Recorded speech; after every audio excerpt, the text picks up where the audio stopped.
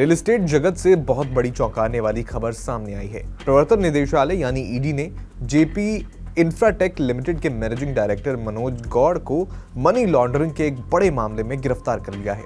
ये कार्रवाई घर खरीदारों के साथ कथित धोखाधड़ी से जुड़ी है, जिसमें करीब 12,000 करोड़ रुपए की हेरा फेरी का आरोप है। ईडी के अधिकारियों के मुताबिक गौड़ को धन संशोधन निवारण अधिनियम यानी पीएमएलए की धाराओं के तहत हिरासत में लिया गया है। ये गिरफ्तारी दिल्ली जोनल ऑफिस की टीम ने की और फिर गौड़ को कोर्ट में पेश किया गया।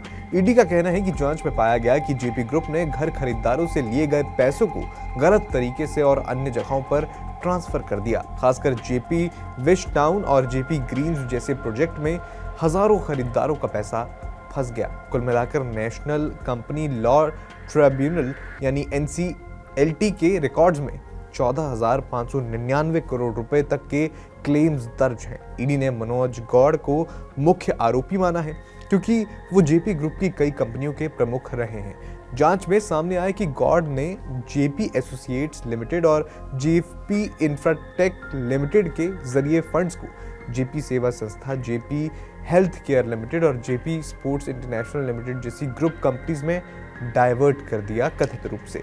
इससे घरों के निर्माण का काम रुक गया और खरीदारों को सालों इंतजार करना पड़ा, जो कि शिकायत में उन्होंने बताया है।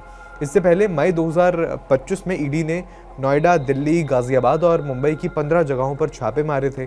वहां से 1.7 करोड़ रुपए कैश, फाइनेंशियल डॉक्यूमेंट्स और डिजिटल डेटा जब्त किया गया। छापों में जेपी ग्रुप के प्रमोटर्स, उनके परिवार और बिजनेस पार्टनर्स जैसे गॉर्सेस इंडिया, गुलशन होम्स और महागुन रियल एस्टेट के ऑफिस भी शामिल थे, ऐसी रिपोर्ट्स में बताया गया। ईडी का ये कदम दिल्ली और उत्तर प्रदेश पुलिस की इकोनॉमिक ऑफेंस विंग यानी ईओडब्ल्यू की एफआईआर्स पर आधारित है, जिसमें भारतीय दंड संहिता की धारा के तहत धोखाधड़ी और साजिश के आरोप हैं।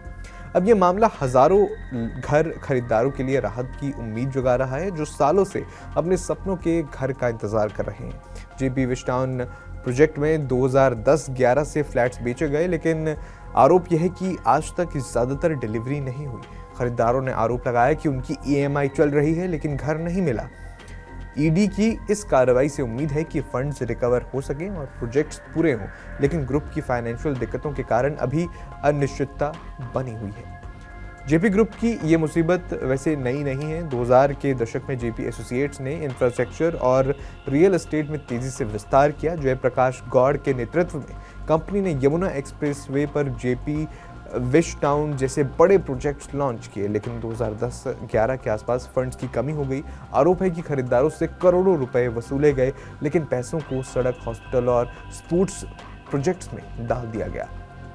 2017 में घर खरीदारों के विरुद्ध प्रदर्शन के बाद कई एफआईआर्स दर्ज हुई। सुप्रीम कोर्ट ने इंसॉल्वेंसी प्रोसेस को रोकने की कोशिश की, लेकिन एनसीएलटी ने 2017 में कंपनी को इंसॉल्वेंट घोषित कर दिया। 2019 में जेपी ग्रुप ने खरीदारों से माफी मांगी और 2000 करोड़ रुपए निवेश का वादा किया, लेकिन प्रोजेक्ट्स अधर में लटके रहे। ईडी की मौजूदा जांच इसी पुरानी कहानी का नया अध्याय है, जो ग्रुप के कथित सिस्टमैटिक फंड मिसमैनेजमेंट को उजागर कर रही है। पूरे मामले पर आपका क्या कहना है, हमें कमेंट बॉक्स में जरूर बताइए।